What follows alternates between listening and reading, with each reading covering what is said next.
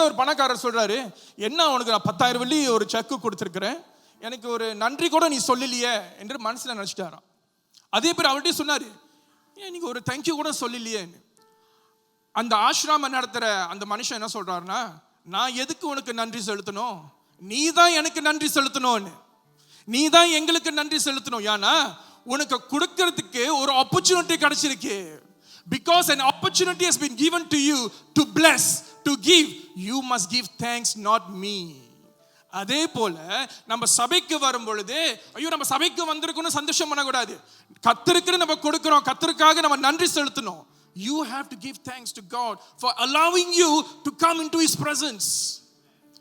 நீங்க தேவனுடைய சமூகத்துல உட்கார்றது அது ஒரு பெரிய பொக்கிஷம். Not everybody is allowed to come into the church. Only by the leading of the Holy Spirit.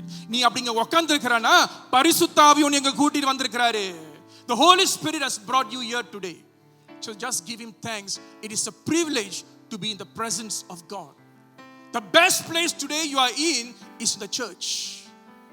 Not at the coffee shop or food court or restaurant or wedding or whatever. The best place for you to be is where you are sitting now. This is where you recharge. இங்க தான் உனக்கு என்ன வருது, தேவனுடைய வல்லமை இங்க recharge பண்ணிட்டு போவே, உனக்கு ஆசீர்வாதம். ஆமென், அல்லேலூயா. இன்னைக்கு காலையில இயேசு கிறிஸ்து வர மாதிரி திடீர்னு ரவி வந்துட்டாரு. அப்படிதான் வருவார் இயேசு, சரி சொல்லாம எல்லாமே அப்படியே வருவாரு. அப்புறம் நம்ம எல்லாம் முடிக்கும், எப்படிப்பா வந்தேன், எப்படி எதுக்கு வந்தேன்னு. Right?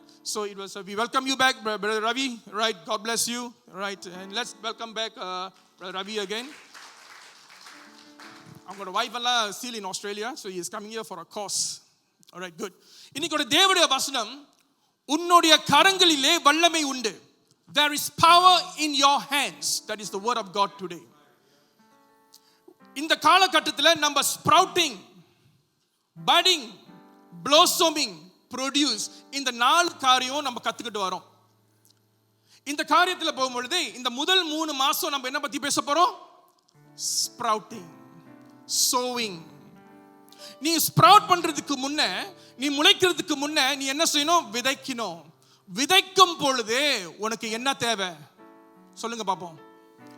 உன்னுடைய கரங்கள் தேவை. கரங்கள் இல்லாம நீ விதைக்க முடியாது. Without your hands you cannot sow. And the Bible talks a lot about things about the hands. கரங்கள் இல்லாம நீ வேலை செய்ய முடியாது, ஒரு காரியம் தூக்க முடியாது, கதவு திறக்க முடியாது, கார் ஓட்ட முடியாது, வேலைக்கு போக முடியாது. உன் கரங்கள் மிகவும் முக்கியமான ஒரு உறவு. It is a very important tool or organ in your hands, in your body. எல்லாரும் இப்ப உங்க கரங்களை பாருங்க, உங்க 2 கரத்தை பாருங்க. These hands has been with you since you were born. நீ பிறந்த காலத்திலிருந்தே அல்லது நீ எப்ப உன்னுடைய தாயின் வயிற்றில் உருவாகினியோ அப்பலிருந்து இந்த கரங்கள் உன் கையில இருக்கு, உன்னுடைய உடல்ல இருக்கு. Look at your hands. அதுல கோடுகள் இருக்கும், சில பேருக்கு காஞ்சி போயிருக்கும், சில பேருக்கு புண்ணு இருக்கும். Look at your hands. இந்த கரங்கள் எத்தனை பேரை ஆசீர்வதித்திருக்கு, எத்தனை பேரை அடித்திருக்கு. These hands has blessed you. You have blessed so many people. These hands you have healed many people. These hands you have comforted many people. You have treated many people. These hands. இந்த கரங்கள் ஒரு சாதாரணமான காரியம் அல்ல. கரங்கள் இல்லாம உன் வாழ்க்கையை நடத்த முடியாது. Without hands you cannot write, you cannot use your phone, you cannot press your remote control. It is a very important part of your body. அந்த கரத்தை பார்க்கும்போது உனக்கு உன் மனசு உடையணும். Your heart must break when you look at your hands, because these hands helps you to eat, to work, to produce, to harvest, to sow. இந்த கரங்கள் ஆசீர்வதிக்கப்படணும். ஆமென்.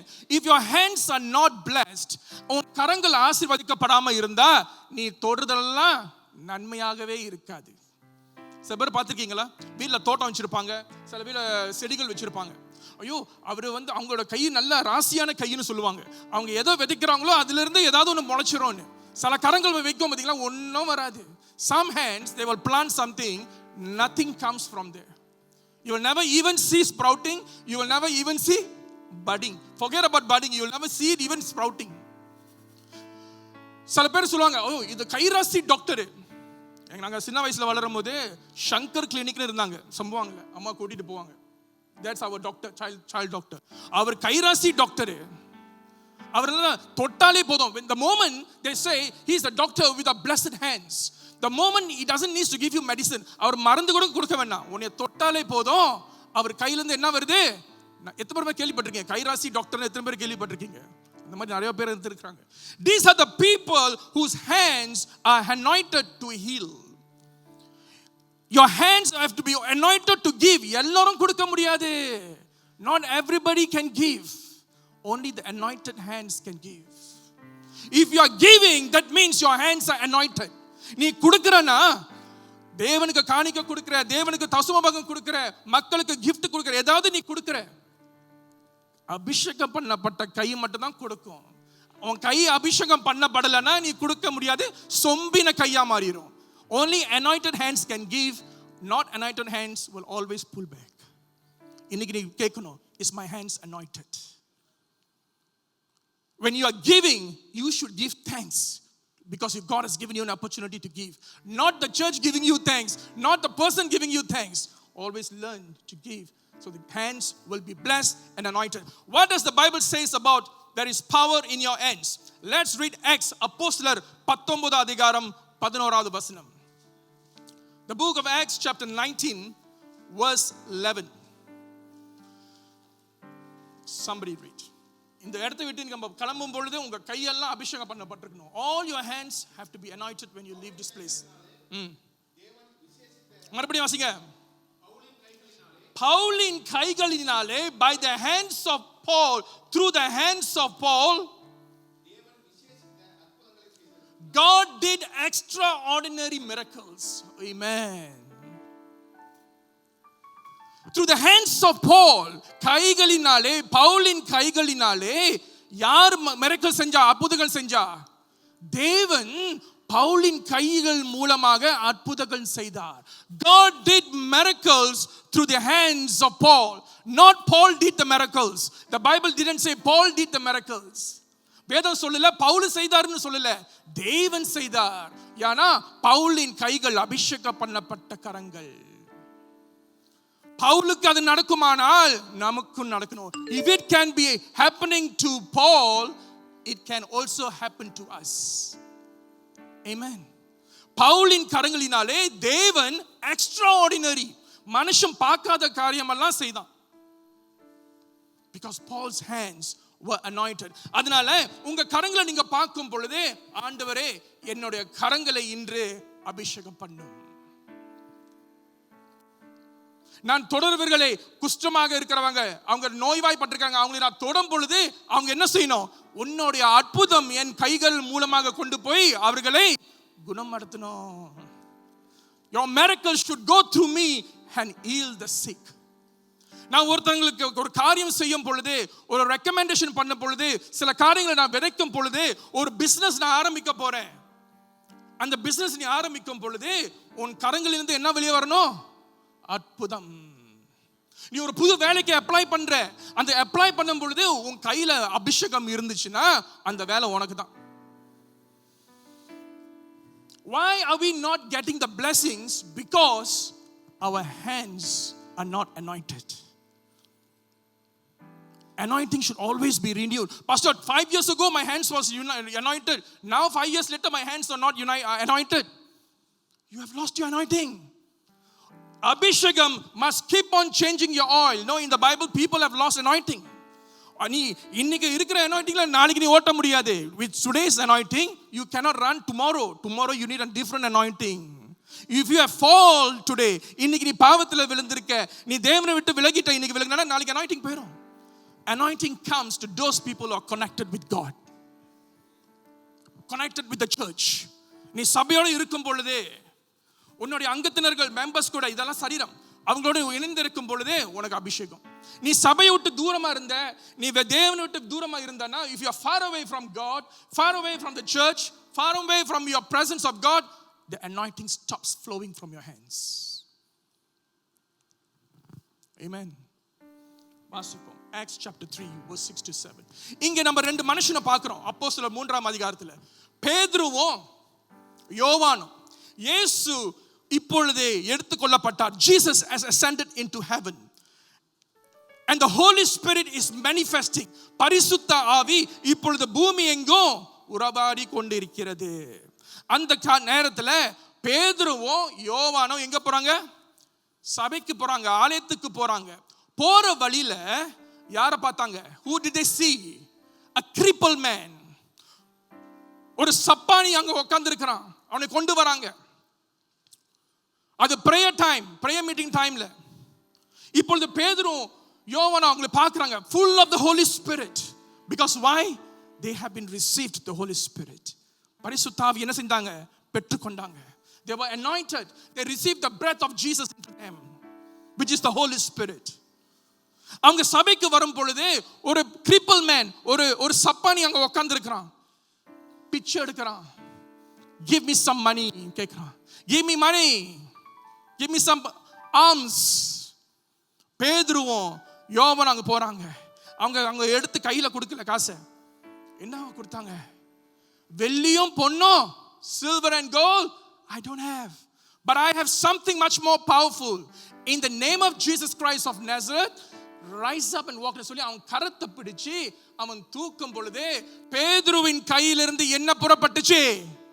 அபிஷேகம், வல்லமை. Let's play the video. I want to see you that video. I want you all to see that video, then we'll continue with the word. உன் கரங்கள் ஒரு சாதாரண கரங்கள் அல்ல. இந்த வீடியோ பார்க்கும் பொழுது உன் கரத்திலிருந்து அவருடைய கரத்திலிருந்து ஒரு வல்லமை புறப்படுகிறது. அதே வல்லமை உன் கரத்தில் இருக்கணும். Let's watch this video. Come.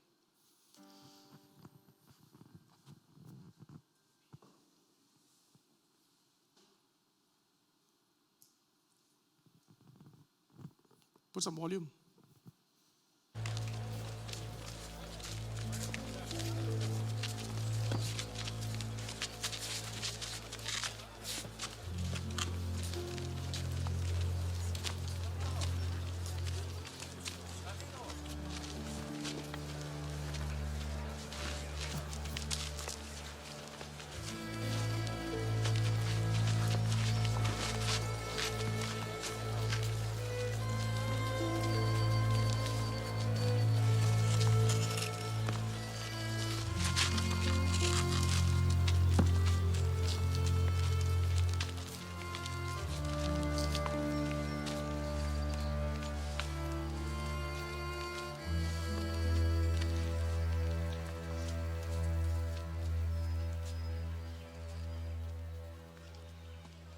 Alms?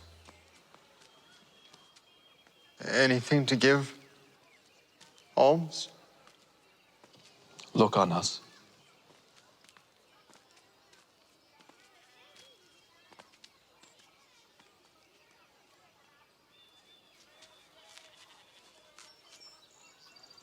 Silver and gold have I none, but such as I have give I thee. In the name of Jesus Christ of Nazareth, rise up and walk.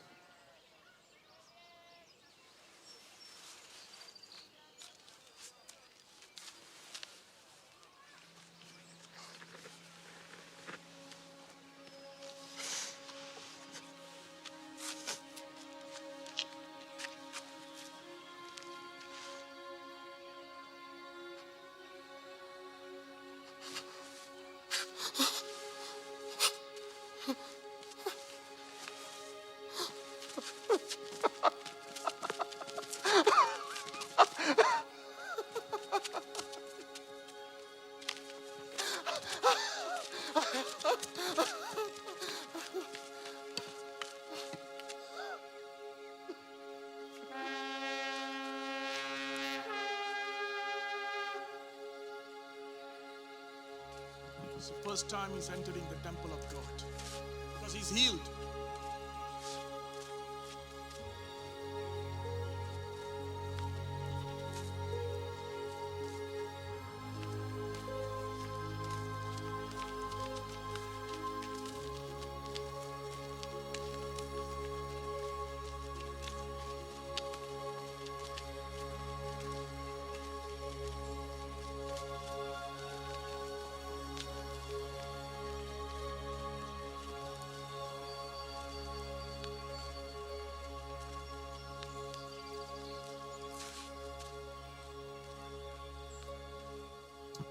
Amen. This man never have entered the church. அவன் சபை வெளியே வரைக்கும் தான் நிக்கிறான், ஆனா தேவனுடைய பிரசன்னத்துக்குள்ள நுழைவே இல்லை. He never entered the presence of God. He is a son of Abraham, the seed of Abraham. ஆனா மற்றவங்க போல அவன் சபைக்குள்ளார வர முடியல. Because there was no healing. The healing didn't take place inside the temple. அந்த அற்புதம் சபைக்குள்ள நடக்கல. எங்க நடந்துச்சு? சபைக்கு வெளியே நடந்துச்சு. The healing took place outside the temple. And when you are healed, நீ சுகமளிக்கும் பொழுதே தேவனுடைய பிரசன்னத்துக்கு நீ வரலாம். நீ தேவனுடைய பிரசன்னத்துக்கு வந்து மட்டும் தான் ஹீலிங் இல்ல. You can be healed, you can heal somebody while not in church, even outside. அவன் சுகமாகின பிறகுதான் முதல் தடவை அவனுடைய தேவனை பார்க்க வரான். Because somebody healed him. The person who healed him was not Jesus. It wasn't Jesus who was there. It was Peter, who was an apostle, who was a disciple of Jesus. இயேசு அவருடைய கரத்தின் மூலமாக அந்த அற்புதம் கிடைச்சிச்சு. There's no difference between Peter and us. We are same. We are washed by the same blood. If God can minister through Peter, our hands are also anointed. உன் கரங்கள் இப்ப மறுபடியும் பாரு உன் கரத்தை. Look at your hands again. These are hands to heal people, to comfort people, to care for people. அதுதான் நம்முடைய ஊழியம். That's what we are supposed to do. நீ தொடர காரியம் எல்லாம் ஆசீர்வாதமா இருக்கணும். சில பேர் சொல்லுவாங்க பாத்தியா, இவன் எப்ப உள்ளார நுழைஞ்சானோ அன்னையிலிருந்து எல்லாம் பிசினஸ் போச்சுப்பா. அந்த ஆளை நம்ம எடுத்தோம், அவன் எப்ப காலை வச்சானோ அன்னையிலிருந்து எல்லாமே சைபரா இருக்கு. அந்த மாதிரி சொல்லக்கூடாது. People should not say because of this guy from the day he came in everything is gone. They say because of you we are prosperous. Joseph அந்த மாதிரி தானே நடந்துச்சு. Last week Pastor Kaman was speaking to us on the ox anointing. Ox anointing எருதின் ஒரு வல்லமை, ஒரு அபிஷேகம். எருது எங்க இருக்கும்? வயல்ல இருக்கும். The ox you can see him in the field. அவன் வேலை செய்வான். அந்த ox he has to do the plowing, the cultivation, agriculture எல்லாம் செய்யணும். அதுக்கு பிறகு உன் கரம் இருக்குல்ல விதைக்கணும். Without the anointing you cannot sow. Without the anointing you cannot sow. How do you receive this anointing? இந்த அபிஷேகம், இந்த வல்லமை எப்படி பெறணும் பாஸ்டர்? சபைக்கு வரணும், தேவனுடைய பிரசன்னத்துல உட்காரணும், நன்றி செலுத்தணும், துதி பாடணும், சபையில் இருக்கிறவங்க இடத்துல ஒற்றுமையா இருக்கணும், ஊழியம் செய்யணும். இதை செய்யும் பொழுதே உனக்கு அபிஷேகம் இருக்கு. நீ செய்யற காரியங்கள் எல்லாம் என்ன செய்யும்? வாய்க்கும். It will prosper. Your hands are anointed. Let's read the book of Psalms, chapter 90. சங்கீதம் 90வது அதிகாரம் 17வது வசனம். And somebody prepared Deuteronomy chapter 30 verse 9. சங்கீதம் 90வது அதிகாரம் 17வது வசனம்.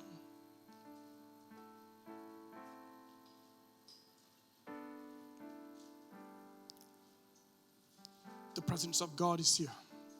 உங்கள் எல்லா இடத்திலும் பரிசுத்த ஆவி பேசிக் கொண்டிருக்கிறார். இன்னிலிருந்து உன் கரங்கள் வித்தியாசமாக வேலை செய்யணும். பிரியம் எங்கள் மேல் இருப்பதாக, favor to be rested upon us. உம்முடைய தயவு, உம்முடைய பிரியம் எங்கள் மேல் இருப்பதாக. பிறகு எங்களுடைய கைகளின் கிரியை, the works of our hands எங்களிடத்தில் உறுதிப்படுத்தும். Confirm it, establish it.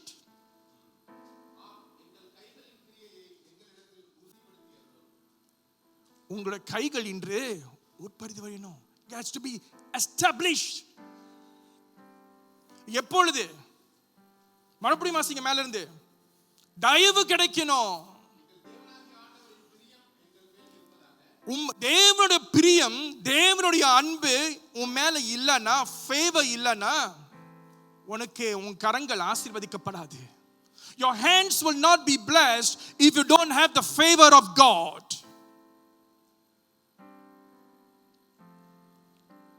உனக்கு தயவு இருக்கணும். அந்த தயவு இருக்கும் பொழுது நீ எந்த காரியம் செய்தாலும், ஒரு பரீட்சைக்கு உட்காரும் பொழுது, ஒரு பிசினஸ் நீ ஆரம்பிக்கும் பொழுது, ஒரு ஊழியத்தை தொடங்கும் பொழுது, உன்னுடைய கே குரூப் எடுத்து நடத்தும் பொழுது, அதுல இருந்து என்ன புறப்படுது? வல்லமை. நீ செய்கிற காரியங்கள் எல்லாம், உன் கரங்கள் செய்கிற காரியங்கள் எல்லாம் வாய்க்க பண்ணுவார். It will be established only for those hands who are anointed and find favor. Deuteronomy chapter 30 verse 9.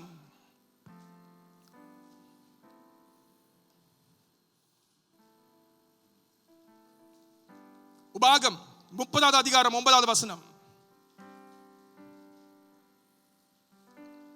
வேதத்தை புரட்டாமல் சீக்கிரம் பண்ணணும். நன்மை உண்டாகும்படி தேவனாகிய கர்த்தர் நீ செய்கிற என்ன வேலை? சில வேலைகளா? ஒரு வேலையா? எல்லா வேலைகளும். Every work that you do. என்ன வேலை செய்யற இன்னைக்கு? உலகத்தில் சில காரியங்கள் நீ செய்யலாம். ஒரு கம்பெனிக்கு நீ வேலை செய்யலாம், ஊழியம் செய்யலாம், உன் குடும்பத்தை நடத்தலாம், ஒரு பிசினஸ் செய்யலாம், நீ ஸ்கூல்ல உன்னோட பரீட்சை, உன் ப்ராஜெக்ட், எவ்ரிதிங் உன் கரங்கள் முக்கியமாக இருக்கிறது. Your hands are important. அந்த மறுபடியும் வார்த்தையை வாசிங்க டியூட்ரானமில இருந்து. அப்பொழுது உனக்கு நன்மை உண்டாகும்படி உன்னுடைய தேவனாகிய கர்த்தர் உன் கைகள் செய்கிற எல்லா வேலையும், ஒரு சில வேலை இல்ல, எல்லா வேலையும், உன் கற்பத்தின் கனியும், நீ என்னென்ன ஐஸ்வர்யம் வச்சிருக்க, உன்னுடைய இன்வெஸ்ட்மெண்ட், உன்னுடைய ஷேர்ஸ், உன்னுடைய பிசினஸ், உன்னுடைய ஃப்ரிட்ஜ், உன்னுடைய லாஜிஸ்டிக்ஸ், உன்னுடைய ஸ்டோர், எல்லாமே என்ன நடக்கும்? ஆசீர்வதிக்கப்படும். எப்பொழுது? கர்த்தருடைய தயவு. When you have that favor of God in you and your hands will be established. யோசேப்பு ஒரு தேவனுடைய மகங்க. அவன் என்ன பண்றான்? ரெடி ஆகுங்க. the book of Genesis chapter 39 verse 2ல இருந்து இங்க என்ன நடக்குதுன்னா, யோசேப்பு என்ன செய்றான்? அவனோட தேவனுடைய பிள்ளை, அவனுடைய சகோதரர்கள் எல்லாமே அவன் மேல பொறாமை கொண்டு அவனை வித்துட்டானுங்க. அவன் எங்க போறான்னு அவனுக்கே தெரியல. அவன் இறங்குற இடம் எங்க? எகிப்து. ஈஜிப்ட்ல போய் சேர்றான். என்னவா போய் சேர்றான்? ஒரு அடிமையாக. அவனை விக்கிறாங்க. people are selling him off. It's God's child, God's vision, God's anointing அவன் மேல இருந்துச்சு. அவன் தரிசனத்தை பார்க்கறான், கனவுகளை பார்க்கறான், அதை எடுத்து சொல்றான். அதை பார்த்த சில சகோதரர்கள் அவனை என்ன செஞ்சாங்க? அந்த இடத்தை விட்டு துரத்தி விட்டாச்சு. ஈஜிப்ட்ல போய் நீ அங்க போய் பொழைச்சு போ. One good thing about the brothers, they never kill him because God's plan was there for Joseph. அவன் எகிப்துல வந்து சேரும் பொழுது போத்திபர்னு ஒரு மனுஷன் இருக்கிறான், எகிப்தின் ஒரு official. What did Potiphar did? அவனை வாங்குறான். Okay, I'll buy him. கொண்டு போய் அவன் வீட்டுல அடிமையாக வைக்கிறான். அன்னைக்கு வரைக்கும் போத்திபரோட business out. He doesn't have any favor. அவன் குடும்பத்துல ஒரு பிரச்சனை. எப்ப யோசேப்பு அவனுடைய கரங்களும் கால்களும் அவனோட வீட்டுக்கு போனுச்சோ, அன்னிலிருந்து உலகத்தானோட வீடு கூட என்னாச்சு? தேவனை அறியாதவனுடைய கம்பெனி, தேவனை அறியாதவனுடைய பிசினஸ், தேவனை அறியாத வீடோட ஆசீர்வாதம் பெருகிற்று. வாசிங்க அது. கர்த்தர் யோசேப்போடு இருந்தார். உனக்கு ஆசீர்வாதம் வேணும்னா யார் உன் கூட இருக்கணும்? கர்த்தர் உன் கூட இருக்கணும். சினிமா ஸ்டார் இல்ல, motivational speaker இல்ல, not the motivational speaker, not the gurus that's giving all kind of spiritual talks. நீங்க யூடியூப் திறந்தாலே யாரெல்லாம் பேசுறாங்க ஸ்பிரிச்சுவல் டாக்ஸ். நம்ம செஞ்ச வேலைலாம் இப்ப மத்தவங்க செய்ய ஆரம்பிச்சிட்டாங்க. அதெல்லாம் நம்மள்ட்ட தான் கத்துக்கிட்டது. They are giving their own spiritual talks. Our spiritual talk is always the word of God. நீ பிரிக்கப்பட்டவன், தேவனுடைய சன்னதியில இருக்கிறவன். உன்னுடைய law, உன்னுடைய judgment எல்லாம் according to the Bible. Your blessings also according to the Bible. வாசிங்க.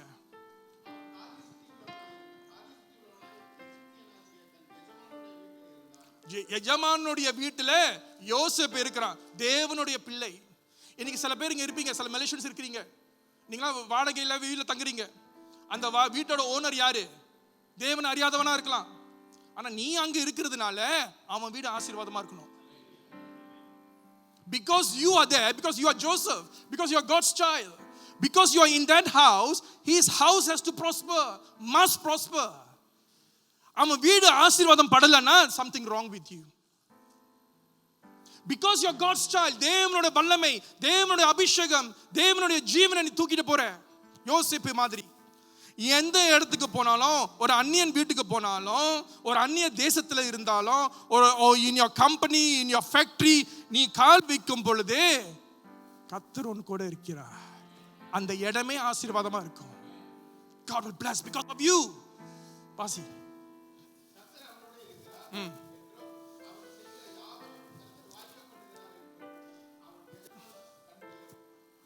இங்க என்ன பார்க்கிறோம்னா, அவன் எஜமான் பார்க்கறாங்க. The boss who is not a believer, he came to know, அவனுக்கு தெரிய வந்துட்டு இவன் வந்தனால எனக்கு எல்லாமே ஆசீர்வாதமா இருக்கு. Because since Joseph came into my family, into my house, everything is getting blessed. அப்படின்னு யார் சாட்சி சொல்றா? தேவனை அறியாதவன் சொல்றான். அப்பனா இவன் விசேஷமான ஒரு ஆளுன்னு அவனுக்கு தெரிஞ்சிட்டு, if I'm going to lose Joseph, I'm going to lose everything. அதனால என்ன செய்வான்? உன்னை கூடவே வச்சிருப்பான். You don't need to wait for somebody. You are God's child. நீ தேவனுடைய பிள்ளை, அபிஷேகம் பண்ணப்பட்டவன், இயேசுவின் ரத்தத்தினாலே கழுவப்பட்டவன். நீ போடும் இடமெல்லாம் ஆசீர்வாதமா இருக்கணும், ஜோசப் மாதிரி. பிறகு வாசிங்க.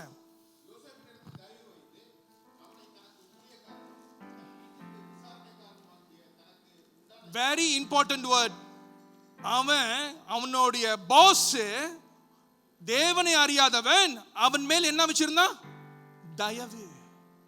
You will find, முதல்ல என்ன பார்த்தோம்? கர்த்தரிடத்திலிருந்து தயவு. When you have favor from God and you have favor from your boss or your world people, you are super blessed.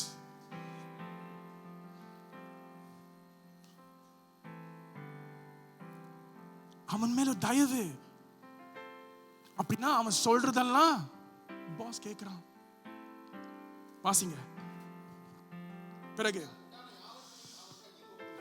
எல்லாமே அவன் கையில ஒப்படைச்சிட்டான். யாரு? Potiphar is not an ordinary person, no. He's a minister in the palace of Egypt.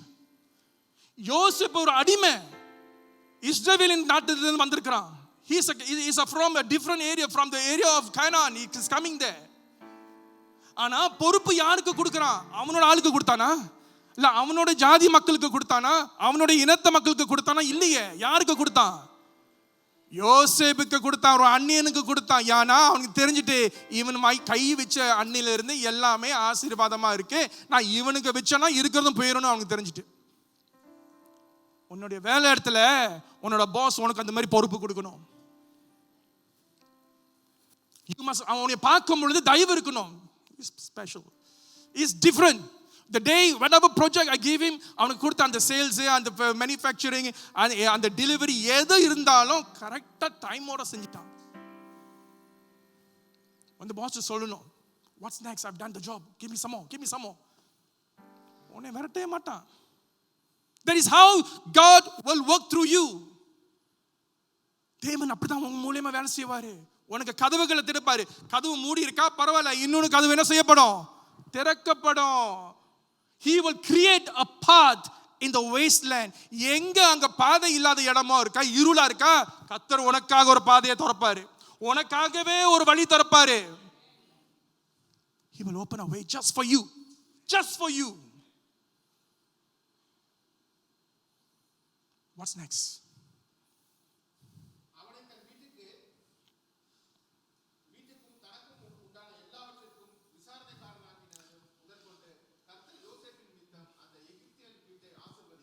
கர்த்தர் அவனோட வீட்டை ஆசீர்வதிக்கிறாரு.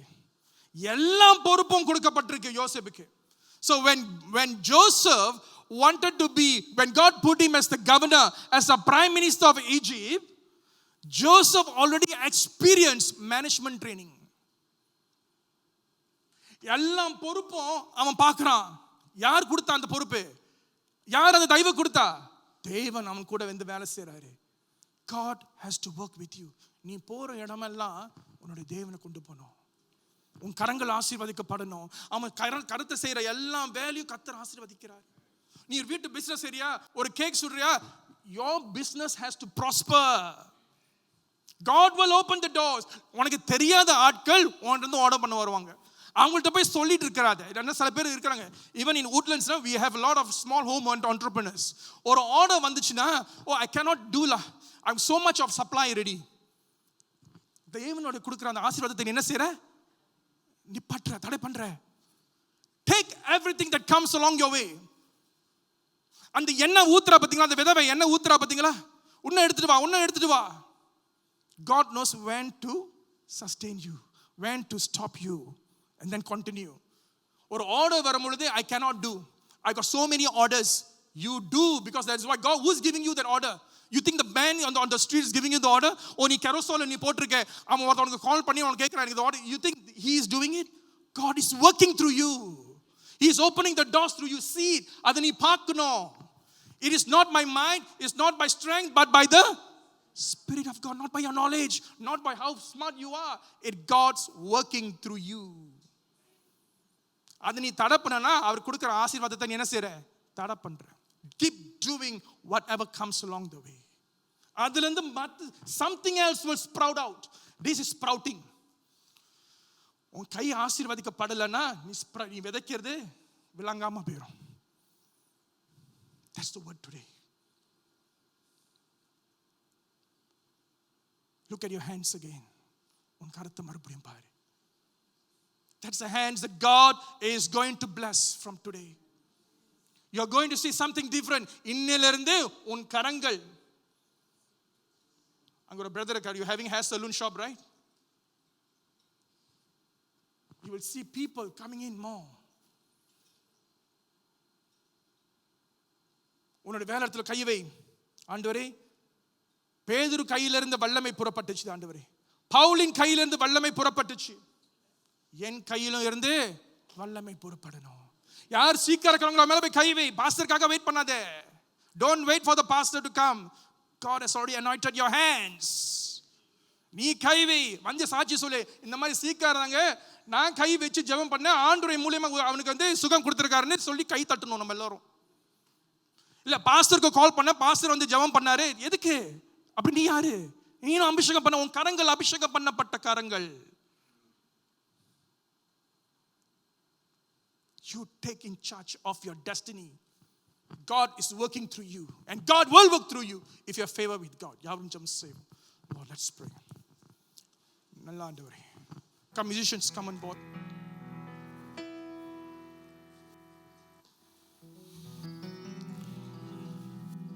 யாரும் எழுந்திருப்போம் அவருடைய பிரசன்னத்துல.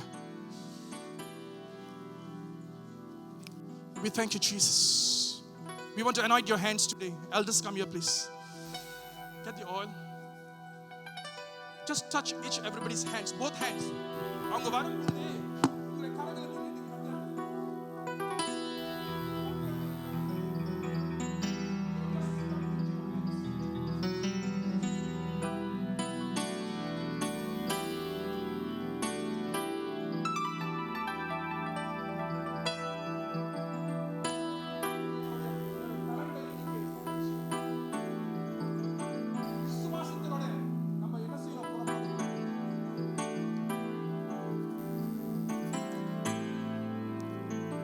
What you are seeing in front of you is not ordinary hands.